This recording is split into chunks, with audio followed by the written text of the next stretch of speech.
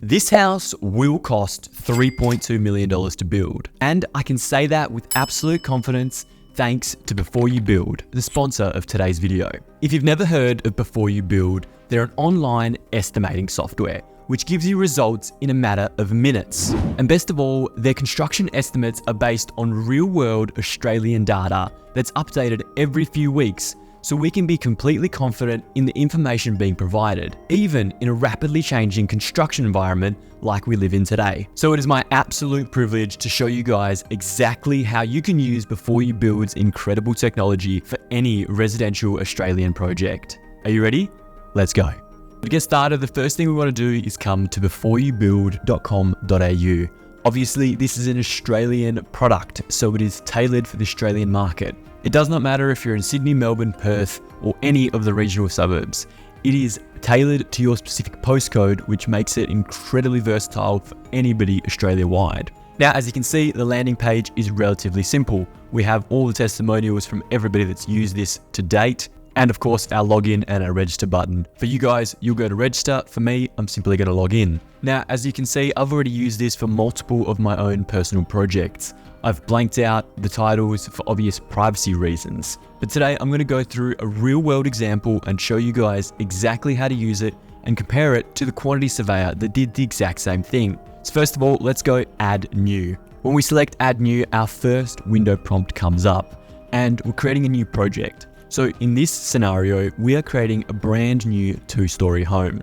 If it's a 2-story or a 3-story, you can still select the 2-story option. As you can see, we have a number of options from renovations to additions, to structural extensions, house raises and builds underneath, single story and split level homes. Again, it's designed for that residential market. So let's get started with our new 2-story design. It's gonna ask us to input a few project details. So for the project name, let's go YouTube to story. Our target completion date, let's estimate it will be at the end of 2025, December 31st for argument's sake, and press OK. Now here in site information is where it becomes super important. Here is where we want to put our exact postcode. And because this house was estimated, I'm going to blank out the postcode in this scenario. After that, we move on to the generic questionnaire. This is all going to define exactly how much this project is going to cost. So what range are we thinking? Is it going to be a budget, a middle range, premium, or an extremely architectural home? In this scenario, I don't believe it is extremely architectural, but it is still a nice premium home. So we're going to select premium. It is definitely an energy efficient design. Anything in West Australia now has to be energy efficient, so we don't have standard performances. We are going for the better energy efficiency option. I know from experience that our footings are in standard soil. It is not reactive soil. For most homes, you're going to be in standard soil because subdivisions mandate sand. But if you do know you're in a bad area, we want to select our reactive soil. If you're ever questioning what each individual subheading means, you can select the eye icon and it'll tell you on the right hand side exactly what that title is about. So do we have good site access? Absolutely we do. We have 2 streets in this scenario. It is easy to access. There is no problems. In our scenario, it is a dead flat site. There is no retaining. There's nothing crazy going on. So we don't have to worry about extra options in our site slope. We are, however, 100 to 500 meters away from the breaking surf. The ocean is just across the road. And in Australia, that makes a huge difference. The wind, the weather conditions, and the salt water can absolutely destroy houses that aren't built to the standard. So making sure that we are within a marine proximity will allow the software to automatically increase the quality and standard of the products being applied to the home. The same applies for a bushfire risk. Thankfully, in this scenario, we're not in a bushfire area, so we're not affected at all. But if we were in a bushfire area that was a moderate bushfire, so anything up to BAL 29, we would select moderate. And if we were in a 40 or an FZ, we would go to the flame zone affected. Once again, all of these things make significant changes to the underlying budget. It doesn't matter if the project is big or small, every one of these will add a serious margin that we need to be aware of. Is our project heritage listed? No, it's that simple. It's not a heritage home, it's brand new. And no, it is not a character home. And no, we're not near any significant trees or pipework. All of these site conditions are generally quite easy to understand, even without a design or any plans drawn up. After that, we want to hit the save button and we'll move on to the next steps. I'll push the before you build calculator to the right hand side and show you the floor plan on the left. Now the ground floor plan is above and the first floor plan is below. We can go through this list, add and delete as we see fit. Now working through this calculator, all we're gonna do is reflect on our floor plans and go through step by step. All we need to do is select the quantity, the approximate room size, we're not going into specifics, and of course the flooring type. So to go through this, we have a master bedroom to start off with. The room is probably a little bit larger, and in this scenario, we know it's going to be carpet.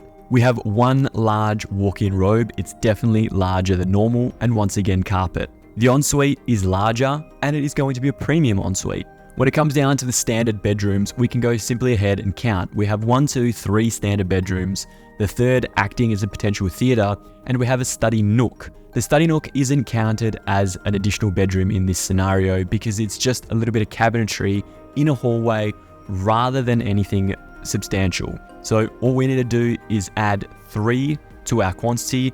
The room sizes are all pretty standard and they're all carpeted. If this spare bedroom was going to specifically be a theatre, we would have added it into living and media room.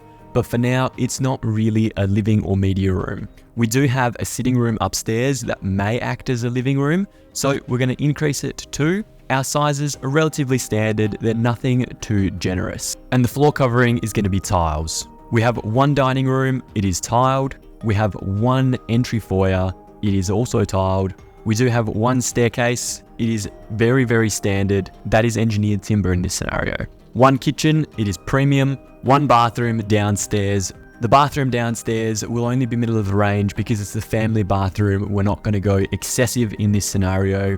Similar to the separate toilet, it's just going to be a standard range, separate powder room. The laundry, standard range, nothing too crazy. 1 alfresco with a flat skillion roof. 1 balcony with tiles. 1 garage with bare concrete.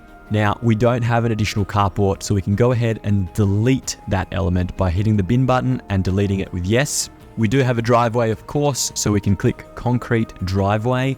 We don't have a swimming pool, we can delete that element. We do have 1 basic skylight above the staircase, and we do have 1 basic fireplace. Now that we've gone through and selected all of these items based on our floor plans, we can click Save and View Estimate. Literally within a matter of minutes, we've been provided an estimate for this project, broken down into exact cost per square meter estimates. Now, these numbers, like I said previously, are updated every few weeks, approximately every 6 weeks, so they're relatively accurate to the current market and the current conditions. If we scroll down to the bottom, we'll see the estimate for the total project is $1.7 million.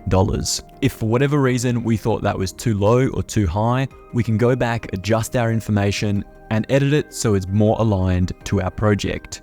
Alternatively, if we've done this at the start of the project, and this is the brief we've been given, we can simply go, is $1.7 million enough, or is it too much?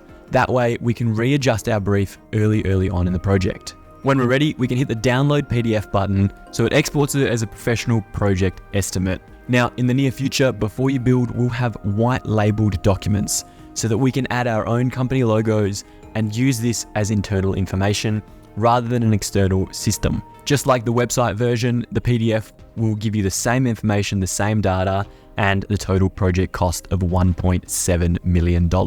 It'll also, of course, give you the disclaimers and all of the additional data that you should be expecting in a real estimate from your builder or from your quantity surveyor. Now, like I said, this project was estimated by a quantity surveyor, so let's take a look at the total project cost, comparing it to before you build to the actual quantity surveyor. Now, because this is a real world project, I've blurred out all of the data and I've just left the total. As you can see, the quantity surveyor expected this project cost $1.675 million compared to that of our $1.7 million estimate. That's a mere 1.5% difference between the two estimates. Now, obviously there is an abundance of additional things that could be added or subtracted from this project, and there is so many variables that are still unknown. But as a starting point, this is providing us exceptional real-world information that we can confidently rely on. One of one might be a fluke, so let's repeat the same process for a single-story residential project and see what happens. Let's create a new project, single story, new home, and repeat the process. We'll just call it YouTube 2 for argument's sake. Let's go, it will finish in July 2025. Add the postcode in. Once again, real world information, so this data is blanked out. It is a medium range project. It is not premium, it is not architectural, it is relatively standard energy efficiency. Go through and access everything the same as we did before. Press save button so we can move on to our project estimates. I'll go through this relatively quickly now and press save and view estimate. Scroll down to the bottom to see our estimate of 1.358 million. Now, like I said, we have a quantity surveyor on this project as well, so let's take a look at that. Blurring out all the information, leaving only the total, we're sitting at 1.385 million, which is a 2% discrepancy between these two projects. So therefore, overall, the data from before you build is incredibly accurate, regardless of location, regardless of project style, as long as you put in the exact information that you need for your project. Anyway, that's all from me, team. Thank you so much for watching the video. I hope you enjoyed it. If you did, make sure you check out Before You Build down in the description below and estimate your projects in a matter of minutes. If you loved the video, hit that subscribe button, and like always, I'll see you next week.